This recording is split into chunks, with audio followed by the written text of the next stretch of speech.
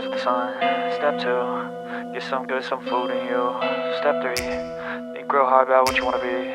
Step 4, fuck everybody, just do your thing. Wake up, today's gonna be a good day. Wake up, today's gonna be a good day. Wake up, today's gonna be a good day. Wake up, today's gonna be a good day. Wake up, today's gonna be a good day. Wake up, today's gonna be a good day. Wake up, today's gonna be a good day. Wake up, today's gonna be a good day. Yo, set your affirmations, aspirations. I got shit to do, the aftermath of preparation. Good food, good mood, blood in circulation. One step at a time, yeah, that's how you make it. Set a goal you control and the steps you take them. I try to pick one thought, have some concentration. And if I make a mistake, it's called education. I try to do this every day, call it replication. Wake up, today's gonna be a good day. Wake up, today's gonna be a good day. Wake up, today's gonna be a good day.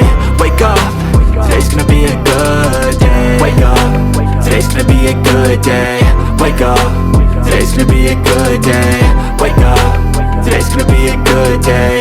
Wake up, today's gonna be a good day. So life ain't easy, yo, I think there's a reason though. Ups and downs, just like every different season, yo. Sometimes I'm high, other times I'm barely breathing, though. I always gotta fight and hide from the demons, yo. Negative thoughts are poison, they rot. Head full of flies, so here come the clouds. They'll never stop unless I can swap all the bad for the good in my head when I'm lost. Yeah, so I'ma fake it till I make it.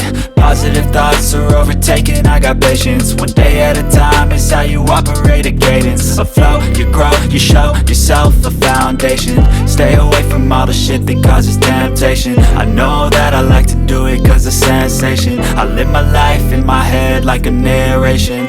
Don't expect greatness, do my best, man, I'll take it. Wake up, today's gonna be a good day. Wake up, today's gonna be a good day. Wake up, today's gonna be a good day. Wake up, today's gonna be a good day. Wake up, today's gonna be.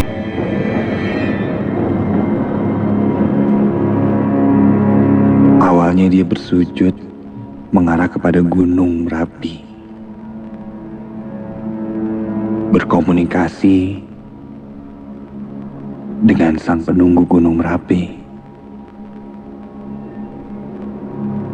Setelah itu dia pun bersujud mengarah kepada pantai selatan. Konon, saat itu dia sedang berkomunikasi dengan Nyi Roro Kidul. Namun ternyata, tak disangka, Mbah Marijan pun menjadi salah satu korban pada saat itu. Saat itu rasa penasaranku muncul, membawaku bersama 3 orang temanku tepat 2 hari setelah kejadian meletusnya Gunung Merapi itu. Kami langsung berangkat ke sana. Awalnya bermula dari obrolan iseng saja, lalu kami pun meniatkannya.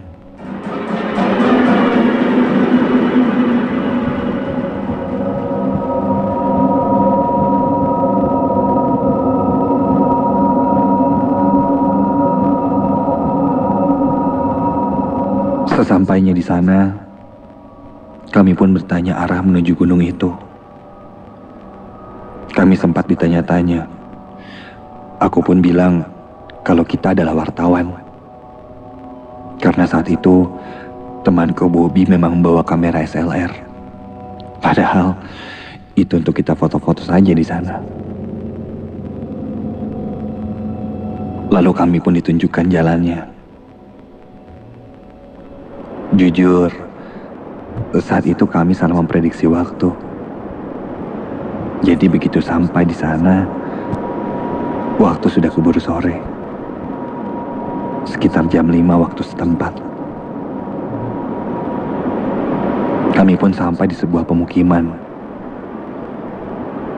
Namun jalan utama menuju lembah ini sudah ditutup.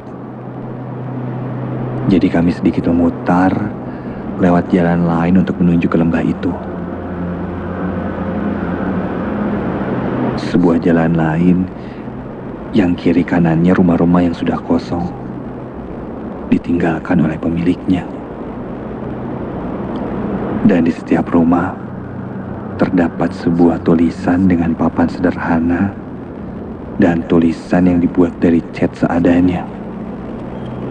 Bertuliskan, "Ini bukan tempat wisata."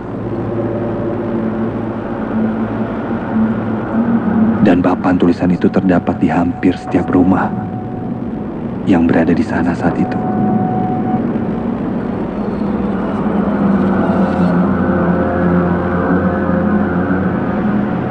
Seperti sebuah desa yang sudah ditinggalkan. Kami bergidik ngeri melihatnya. Aku melihat ke sekitar, tidak ada satupun orang di sana. Hanya kami bertiga. Ya,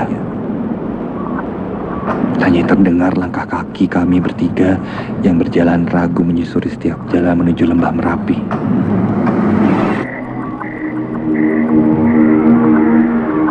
Udah, lanjut aja. Tanggung udah sampai di sini. Masa sih balik lagi? Oke? Kataku menyemangati teman-temanku.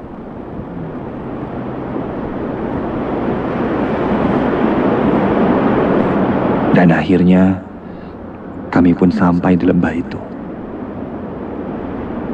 Ada sebuah batang pohon yang jatuh melintang di sana. Ini adalah ujung jalan kami. Karena ini perbatasan akhir dan sisanya hanya sebuah jurang yang terjal.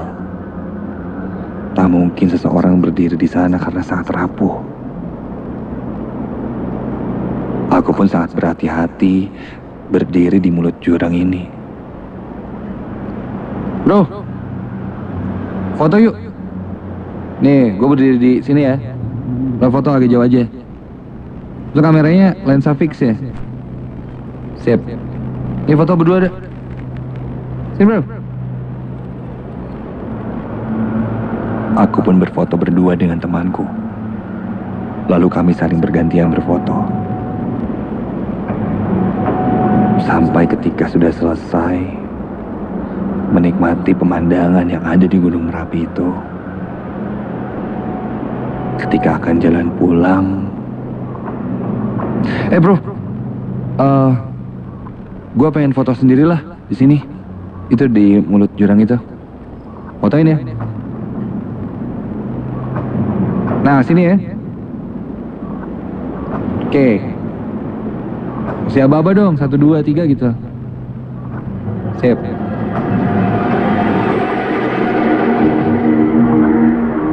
Aku pun ingin berfoto sendiri di depan jurang itu.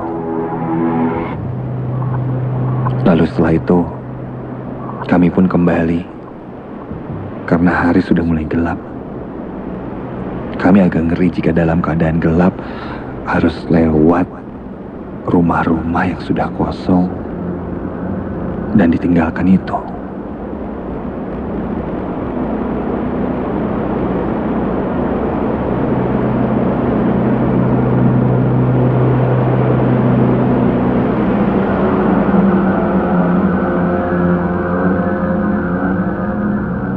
Setelah maghrib, kami pun turun ke Jogja untuk mengisi perut kami. Lihat foto-foto dong Bob. Yang tadi, pinjam kameranya. Kataku seraya menunggu pesanan makananku datang. Ketika membuka hasil-hasil foto tadi, aku langsung tercengang. Hah? Ini siapa? Kataku kaget. Di fotoku yang terakhir, saat aku berfoto sendiri, di foto itu terlihat ada orang lain.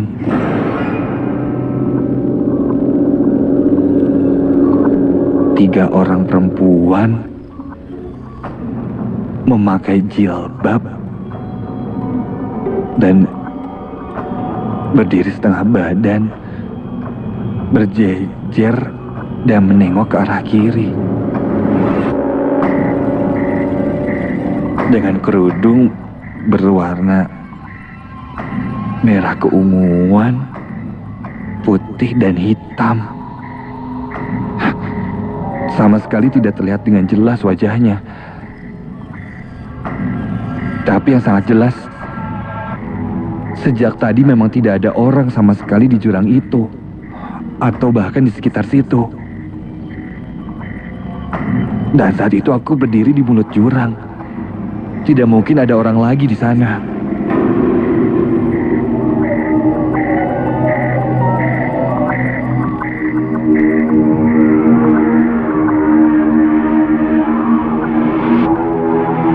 Ketika Bobby dan Dani melihat, mereka langsung merinding. Sebuah penampakan terekam dalam bentuk foto di kamera ini. Temanku Bobby yang mengambil gambar itu pun tidak melihat siapa-siapa lagi saat itu. Aku benar-benar sendiri saat difoto. Sedikit takut, kami pun bertanya-tanya untuk mencari orang pintar di sekitar sana.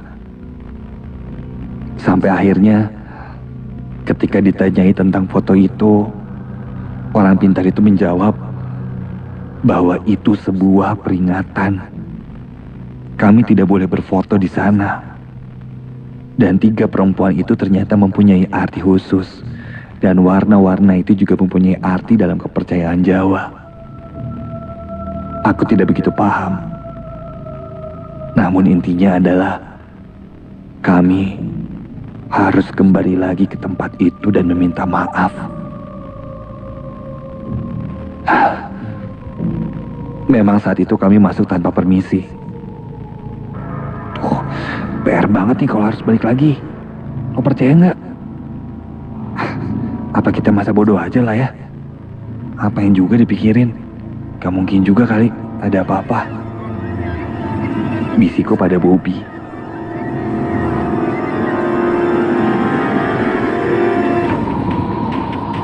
Bobby pun mengiyakan dan akhirnya kami pamit. Lalu kembali ke Bandung dengan kereta. Kami tidak kembali lagi ke lembah Merapi itu. Dan langsung pulang ke Bandung tanpa menggubris peringatan dan meminta maaf kepada penunggu yang ada di sana.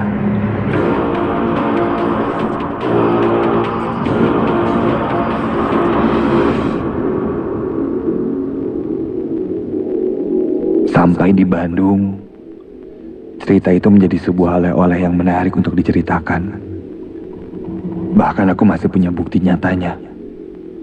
Aku menjelaskan bahwa foto ini bukan editan sama sekali. Sumpah demi Tuhan, kataku. Memang begitu kenyataannya. 3 hari kemudian, setelah hari itu tepatnya di malam Jumat, aku mengupload foto itu di Facebook. Setelah itu aku pandangi foto itu dengan seksama. Benar-benar berbentuk seperti manusia biasa.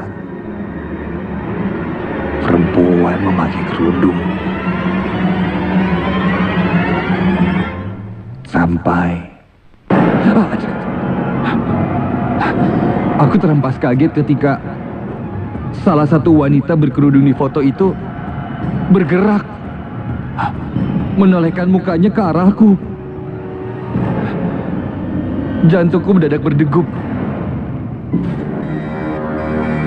Aku mengucek mataku dan mencoba memperlihatkan lagi. Dan ketika aku perhatikan lagi, foto itu masih biasa saja.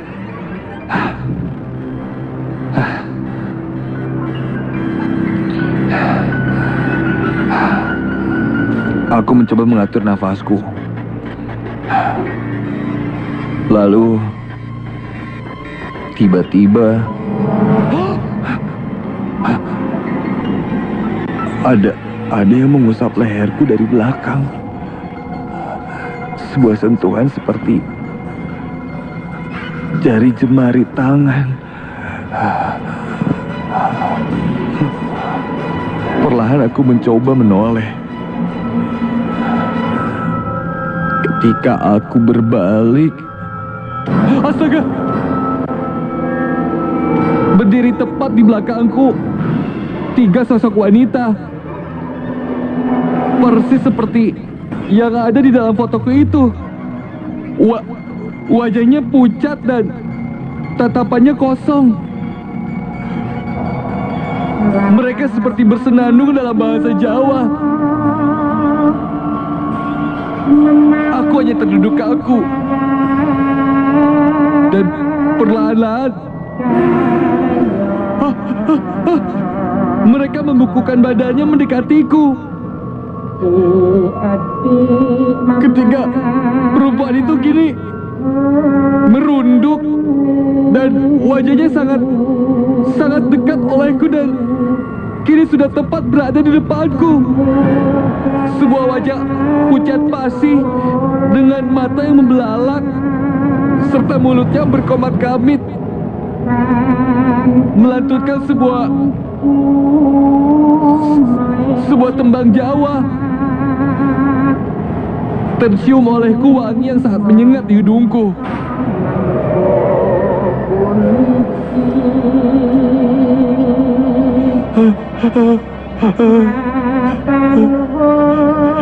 Aku lalu menutup mataku dan tiba-tiba suara itu perlahan menghilang.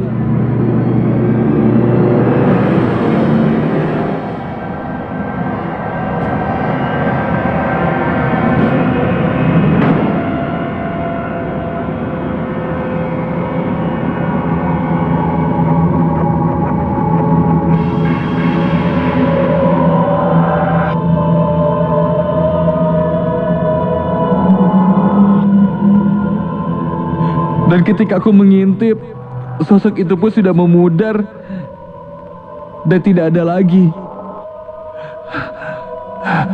Begitu saja mereka sudah hilang. Aku langsung keluar dari kamar dan malam itu aku tidak tidur di kamarku.